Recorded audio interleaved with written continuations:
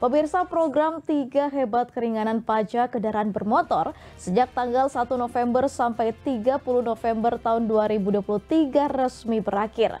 Terpantau di Samsat Minahasa Selatan, antusias wajib pajak dalam membayar tunggakan mengalami peningkatan. Guna mendongkrak pendapatan asli daerah atau PAD, Badan Pendapatan Daerah Bapenda Provinsi Sulawesi Utara terus melakukan inovasi serta terobosan, termasuk memberikan keringanan pajak melalui program 3 hebat. Dengan adanya program tersebut, antusias wajib pajak menyelesaikan tunggakan di akhir masa berlaku keringanan lebih banyak dari sebelumnya.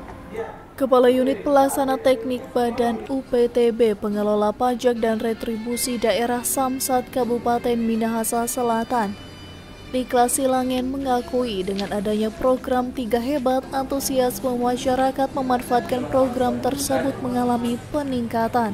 Kenaikan ini dalam 1 bulan ini sekitar 2%. Antusias masyarakat memang ada peningkatan karena ada program keringanan ini.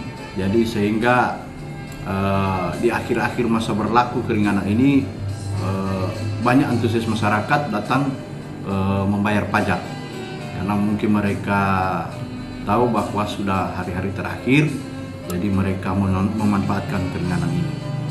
Diketahui program keringanan 3 hebat yang inisiasi Gubernur Provinsi Sulut Oli Dondo Kambe dan Wakil Gubernur Stephen Kando di bulan November kemarin melingkupi keringanan pokok dan denda PKB, pembebasan pokok dan denda BBNKB, dan diskon pokok PKB. Silangen juga menjelaskan pihaknya bersama Satlantas Polres Minsel juga akan melakukan operasi kesadaran taat pajak kendaraan bermotor. Terinformasi program keringanan 3 hebat akan berlanjut di bulan Desember 2023. Dari Minahasa Selatan, Brian Umbo melaporkan untuk Kawanwa TV.